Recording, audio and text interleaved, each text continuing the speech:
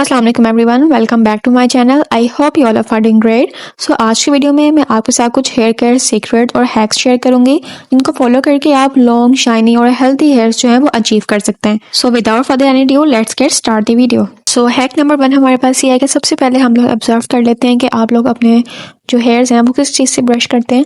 हमारे पास यहाँ पे प्लास्टिक के ब्रशेस भी आते हैं और वुडन के ब्रशेस भी आते हैं। तो अगर तो आप प्लास्टिक के ब्रशेस यहाँ पे कॉम्स यूज़ करते हैं तो सबसे पहले आपने इसको अपनी डेली लाइफ से स्किप करना है, क्योंकि प्लास्टिक के कॉम्स और ब्रशेस की वजह से हमारे बाल कमज़ोर हो जाते हैं, बीच में से टूट जाते हैं और हेयर फॉलिंग भी बहुत ज़्यादा हो जाती है और बहुत ड्राई और अजीब से हमारे हेयर्स हो जाते हैं। तो सबसे पहले आपने ये हैबिट अपनी स्किप करनी है और इंस्टेड ऑफ दिस आपने यूज़ करना है वुडन की कॉम्स या ब्रशेस। इससे ना तो आपका हेयर फॉल होगा और ना आपके बाल बीच में से टूटेंगे, बल्कि आपके बाल बहुत ज़्यादा सिल्की और स्मूथ भी हो जाते हैं इसको यूज़ करने के बाद। अब चलते हैं हैक नंबर 2 पे। तो आपने अपने हेयर्स को टाई करने के लिए कभी भी इस तरह के जो हार्ड किस्म के रबर बैंड्स या फिर पोनीज होती हैं इनको बिल्कुल भी यूज़ नहीं करना। इसको यूज़ करने से आपका ये नुकसान होता है कि जब भी आप अपने हेयर्स को इससे टाई करते हो और जब रिमूव करते हो तो हमेशा आपके हाथ में 10-12 बाल जो है ना वो लाजमी आपके हाथों में आ जाते हैं। सो इसलिए आपने ये हार्ड पोनीज और जो हेयर टाइज होते हैं इनको बिल्कुल भी यूज़ नहीं करना। इनकी जगह हम सिल्की स्क्रंचेस यूज़ करेंगे। ये बहुत सॉफ्ट और जेंटल रहती हैं आपके हेयर्स के लिए, और जब भी आप इनसे अपने बालों को टाई करते हो एक भी बाल की जो ब्रेकेज है ना वो नहीं होती, कि आपके हाथ में एक भी बाल नहीं आएगा। सो ये हैक भी आपने लाजमी फॉलो करना है। देन हैक नंबर 3 हमारे पास है कि आपने कभी भी इस तरह की हाई पोनीज या फिर टाइट पोनीज जो होती हैं वो बिल्कुल भी नहीं करनी। इससे क्या होता है कि आपके बाल बहुत ज़्यादा कमज़ोर हो जाते हैं और प्लस ये कि जो आपकी हेयर लाइन होती है ये आहिस्ता आहिस्ता पीछे जाना शुरू हो जाती है। अक्सर हिजाबीज जो होती हैं वो भी टाइट करके पोनी कर लेती हैं, जूड़ा बना लेती हैं। तो उससे आपका नुकसान क्या होता है कि आपके जो बाल है ना आगे से जो हेयर लाइन है वो पीछे जाना शुरू हो जाती है और आपका माथा जो है वो बड़ा होना शुरू हो जाता है। तो इसलिए आपने हाई पोनीज और ये टाइट जूड़े जो है वो बिल्कुल भी नहीं करने। इनकी जगह आप लूज सी पोनी बना लो, लूज सा हेयर बन बना लो, या फिर जो ब्रेड होती है वो बना लो, ठीक है। और हिजाबिस के लिए मैं आपको एक टिप दूंगी जो मैं पर्सनल तौर पे भी फॉलो करती हूँ कि जब भी मैंने हिजाब करना होता है तो मैं क्या करती हूँ, अपने बालों को बीच में से मांग निकाल के, ठीक है, दोनों साइड पे डिवाइड करके अच्छे से पिन लगाकर और देन उसके पीछे लाइट सी पोनी कर लेती हूँ और जूड़ा बना लेती हूँ। उससे ये फायदा होता है कि आपकी हेयर लाइन भी पीछे नहीं जाती और बालों की ब्रेकेज भी नहीं होती।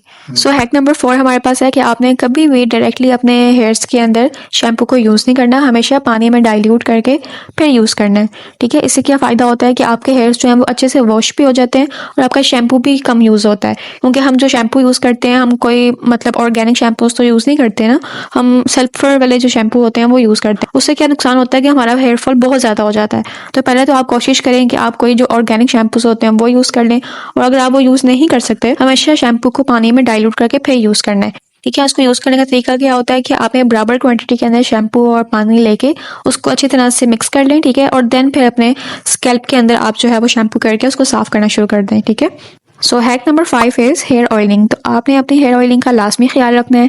वीक में 1 से 2 दफ़ा लाजमी हेयर ऑयलिंग किया करें, इससे आपके हेयर्स बहुत अच्छे हो जाते हैं। अगर आपका हेयर फॉल हो रहा है, डैंड्रफ का इशू है या फिर ड्राई और फ्रीजी हेयर्स हैं तो इसमें आपको हेयर ऑयलिंग बहुत हेल्पफुल साबित होती है। तो वीक में 1 से 2 दफ़ा लाजमी करें। अब हेयर ऑयल जो है वो आप अपनी पसंद के अकॉर्डिंगली कोई भी यूज़ कर सकते हैं, जो आपकी हेयर प्योरिसिटी के अकॉर्डिंगली हो वो यूज़ करें।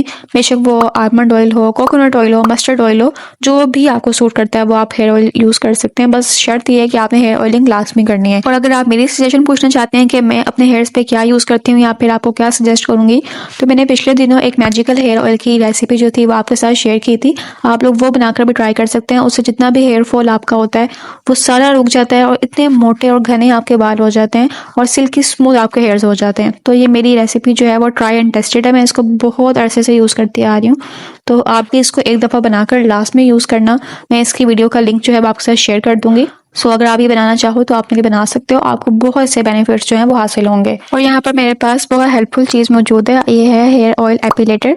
इसको यूज़ करके आप बहुत इजीली अपने रूट्स के अंदर ऑयल अप्लाई कर सकते हैं। इसे यूज़ करना भी बहुत आसान है और मैंने इसको दराज से बाय किया था। मैं इसका लिंक भी डिस्क्रिप्शन में दे दूंगी, आप चाहें तो आप ही बाय कर सकते हैं।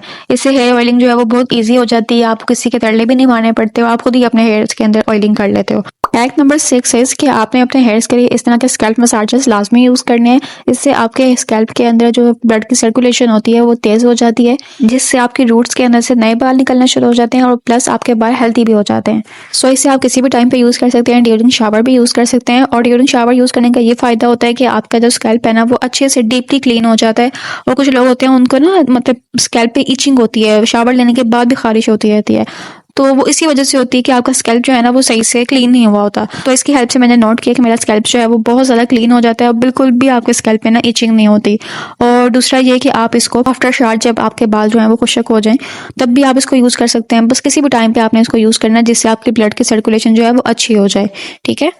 देन हैक नंबर 7 इज़, अगर आपके बाल बहुत ज़्यादा फ्रीजी, डैमेज और ड्राई रहते हैं तो आपको मैं उसके लिए सजेस्ट करूँगी ये लिवॉन का हेयर सीरम। ये बहुत अच्छा और अफोर्डेबल सीरम है। मैंने जब से इसको यूज़ करना शुरू किया मेरे बाल जो हैं वो बहुत सिल्की और स्मूथ हो जाते हैं। आफ्टर शावर मैं इसको यूज़ करती हूँ के बाद जब मेरे बाल 80% ड्राई हो जाते हैं देन मैं इसके 2-3 ड्रॉप्स लेके अपने हाथ में तो अच्छे से उसको हाथों पे वार्म करती हूँ और देन फिर अपनी जो हेयर्स की लेंथ होती है उसमें अप्लाई करती हूँ, ठीक है। इसको आपने रूट्स में अप्लाई नहीं करना होता। जितने भी हेयर सीरम या मास्क होते हैं उनको हमने रूट्स में नहीं बल्कि बालों की लेंथ में अप्लाई करते हैं, ठीक है। तो इसको मैं अपनी बालों की लेंथ में अप्लाई कर लेती हूँ और उसके 10 से 15 मिनट के बाद जब मैं अपने बालों को ब्रश करती हूँ तो यकीन करें ज़रा भी मेरे बाल नहीं टूटते, वरना मेरे बाल इतने ख़राब हो चुके हैं कि मैं अभी बाल बनाकर हटती थी कि 10 मिनट के बाद फिर उसमें जो थी ना वैसे ही अटकने पड़ जाती थी। मतलब इतने ज़्यादा मेरे बाल फ्रीजी और ड्राई रहते थे। लेकिन जब से मैंने ये सीरम यूज़ करना शुरू किया ना मेरे बाल इतने सिल्की स्मूथ मलाई की तरह जो है ना बाल बन जाते हैं और एक भी बाल नहीं टूटता। सो ये बहुत हेल्पफुल है, आप इसमें लाजमी इन्वेस्ट कर सकते हैं। देन हैक नंबर 8 इज़ कि आपने अपने हेयर्स के अंदर इस तरह के हेयर टूल्स बिल्कुल भी यूज़ नहीं करने हैं जिसमें हमारे पास हेयर ड्रायर, स्ट्रेटनर और कर्लर वगैरह ये सब चीज़ें आ जाती हैं। इससे आपके बाल बहुत ज़्यादा डैमेज होते हैं और अगर आप इनको डेली बेसिस पे यूज़ करते हो तो आपके बाल बहुत ज़्यादा ख़राब हो जाते हैं। तो आपने कोशिश करनी है कि आप इसको बिल्कुल भी यूज़ ना करो और अगर कभी यूज़ करना भी है तो ओकेजनली आप इसको जो है वो यूज़ कर सकते हैं। और जब भी आपने इस तरह के हेयर टूल्स अपने हेयर में यूज़ करने हैं तो सबसे पहले हीट प्रोटेक्टिंग सीरम जो होते हैं वो आपने लाजमी अप्लाई करने हैं। उससे ये होता है कि आपके बाल कम ख़राब होते हैं, ठीक है। ख़राब तो होते हैं लेकिन कम होते हैं ख़राब। तो आपने ये लाजमी यूज़ किया करने हैं। इसके बगैर आपने बिल्कुल भी जो है ना कोई भी हेयर टूल जो है वो यूज़ नहीं करना। Hack number 9 is use hair mask once a week. तो आपने वीक में एक दफ़ा हेयर मास्क लाजमी यूज़ करना है, बेशक वो बाजार का हो या फिर DIY बनाया हो आपने खुद से, लेकिन आपने लाजमी यूज़ करना है, ठीक है। मैं यहाँ पर ये वाला हेयर मास्क यूज़ करती हूँ, ये बहुत अच्छा है और बहुत अरसे से मैं इसको यूज़ करती आ रही हूँ। ये बहुत अच्छा हेयर मास्क है। बाकी आप जो भी आपके पास हेयर मास्क है या फिर आपको कोई पसंद है तो आप वही बाय करके वो यूज़ कर सकते हो। और अगर आपको कोई DIY हेयर मास्क चाहिए तो मैंने यहाँ पर एक केराटिन ट्रीटमेंट की जो थी ना वो वीडियो शेयर की थी। इसके लिए मैंने बहुत ज़बरदस्त हेयर मास्क जो है आपके साथ शेयर किया है। इससे आपके बाल वक्त के साथ साथ स्ट्रेट हो जाते हैं, सिल्की स्मूथ हो जाते हैं, बहुत अच्छे आपके बाल हो जाते हैं। तो आप वीक में एक दफ़ा ये बनाकर भी लास्ट में ट्राई कर सकते हैं। So that's it for today's video. ये कुछ हेल्दी टिप्स थे जिनको फॉलो करके आप हेल्दी, लॉन्ग और शाइनी हेयर्स जो हैं वो अचीव कर सकते हैं। सो अब मिलते हैं नेक्स्ट वीडियो में, तब तक के लिए अल्लाह हाफिज़।